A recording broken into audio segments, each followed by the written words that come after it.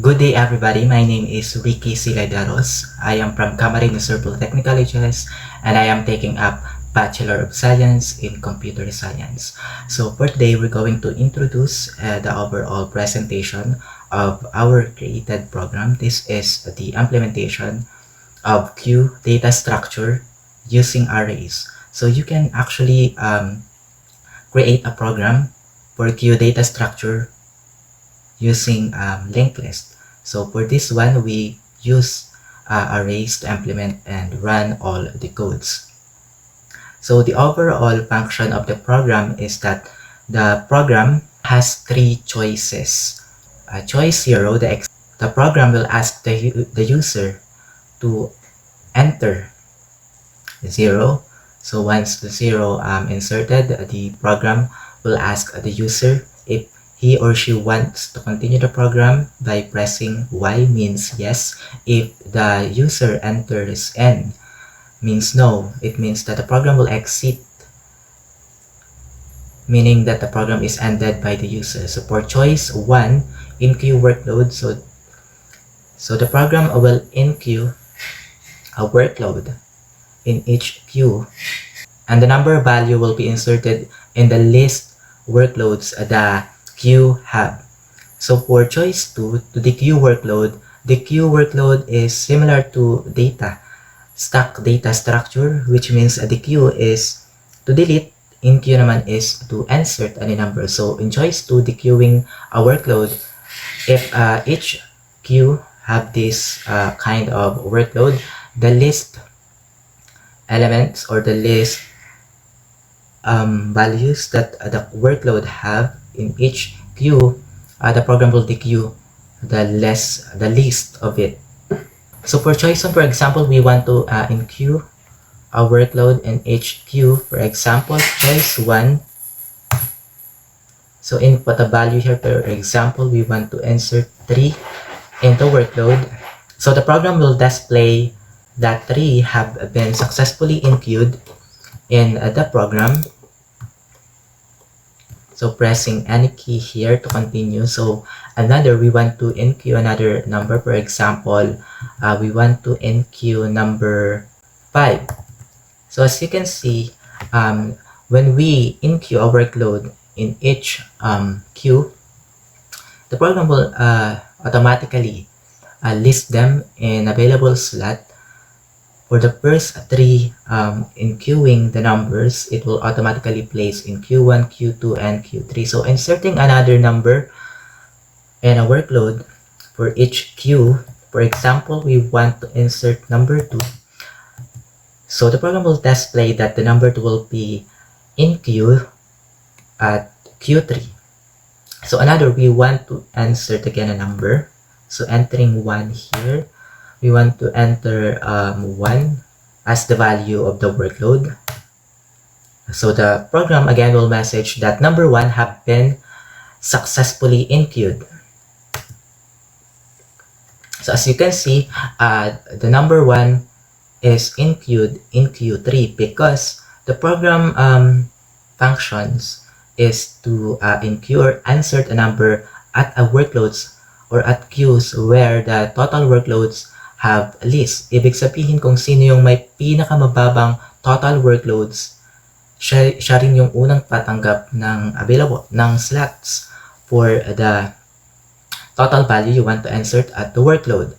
So entering again a number in the workload. For example, we want to insert number 4.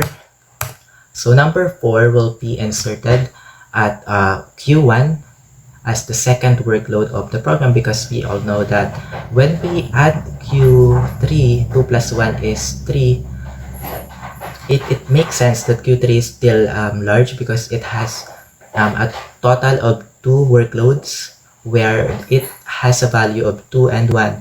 In Q1, it has 3 workloads, however, it has 3 total values in workloads, however, the workloads is still 1, and that's at the position that the number 4 will take place.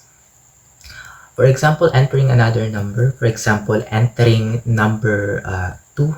So number 2 will be inserted at workload in the position of 3, where the position of 3 in Q3. So for example, we want to insert again any number. For example, we want to insert 4.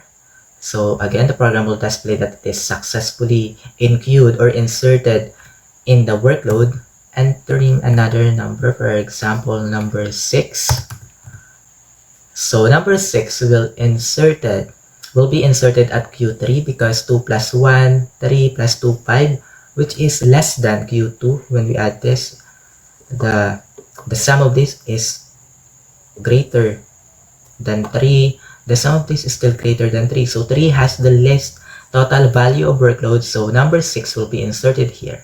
So that is the implementation of choice 1, which is to enqueue at a workload. So for choice 2 is dequeuing a workload. It means in linear data structure, we all know that deleting a number in each stack, we use a pop to delete any values in that stack. But in the queue program, we use a dequeue function to dequeue or delete a value, a number value in a workload, for example, in this queue program. So when we dequeue a workload in an abstract data stack structure, we apply the LIFO methodology, which means last in, first out. In queue program, we applied the FIFO methodology. It means first in, first out. Kung sino yung una mong inilagay or in-insert in this workload, siya rin yung unang tatanggalin. So the implementation for this program is that in each queue, if one of them is greater than 2, then that queue will be the queue, its workload. So for this case, we all know that Q1 has value of 3 and 4 as the workloads. When we add 3 plus 4, we will have 7.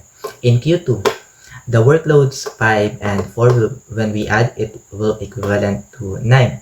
In Q3, when we add these numbers, 2 plus 1 is 3, plus 2, 5 plus 6 is 11. So when we get the sum of the workloads of each stack, we will now basis on its summation. So we all know that Q3 total workloads is greater than Q1 and Q2. So Q3 will dequeue. So entering number 2 here, the program will automatically dequeue a workload in Q3. So as we can see, so number 2 will be deleted because we all know in this Q3, the workload we first inserted is the number 2. So the number 2 will be the queue in the workload. So for this point, the workload will be deleted is Q3 because Q3 has more workloads than Q2. So pressing enter here, so we all know that number 1 has been dequeued. So entering again 2 as the dequeue function of the code, press enter here. So the program will display that number 2 have been successfully deleted or dequeued in the program.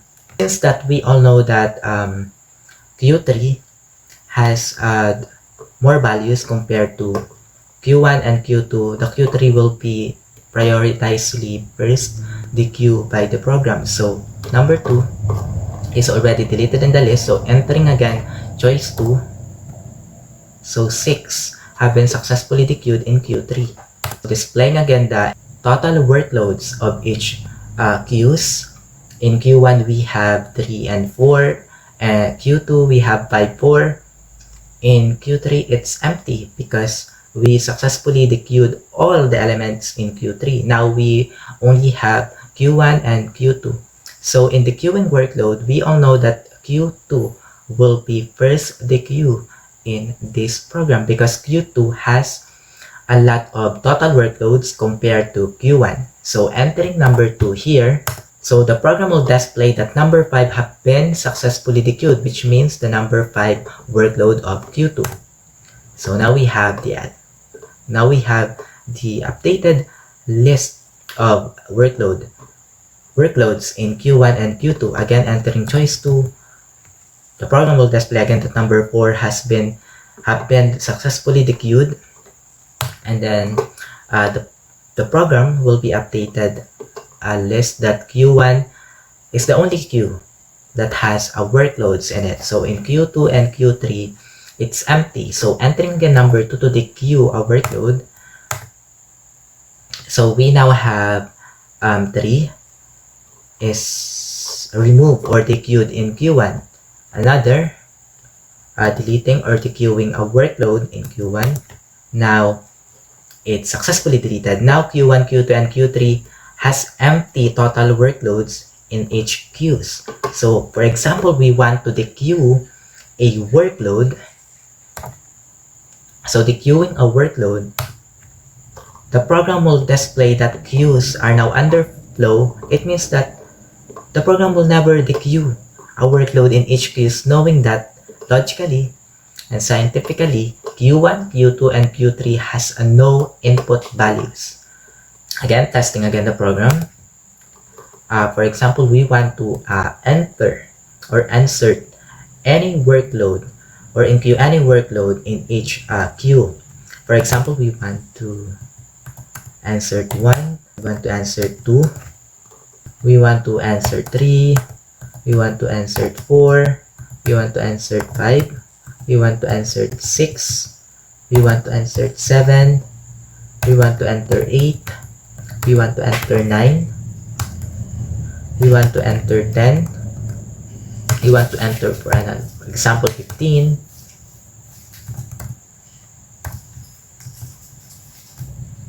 for example, 12, for example, 9, for example, 2, for example, 23. So all of the workloads you inserted are now automatically assigned in each queues. So the program will, when we dequeue a workload, we all know that each queues, if Q1 or Q2 or Q3 have the greatest total workloads compared to each other, that queue that has a greater total workloads will be the queue first. So with this implementation, I think I have to test if we want to enter more number in the workloads or to enqueue again in the workload. So we all know that Q1 has total of 5 workloads. Same with Q2 and Q3, they have a total of 5 workloads. For example, we want to enqueue again a workload. So the program will display that all queues have overflown because the code we created is just we limit it that Q1 and Q2 and Q3 will just receive a total of 5 workloads in each queue. So this application can be applied in real life scenarios. For example, in a call center agent where the first in, first out methodology is being used. Kung sino yung nauna for the line of call, siya yung unang ipa-prioritize. So that's the implementation of queue program. So again, the choice 0 is the exit prompt of the program. So entering number 0 here, the program will ask the user if he wants or she wants to exit. When the user print no, which means when the user enters N, which means no, the program will display again because it means that the user wants to continue the program. So if the user answered Y, which means yes, the program will exit, meaning that the program is ended by the user.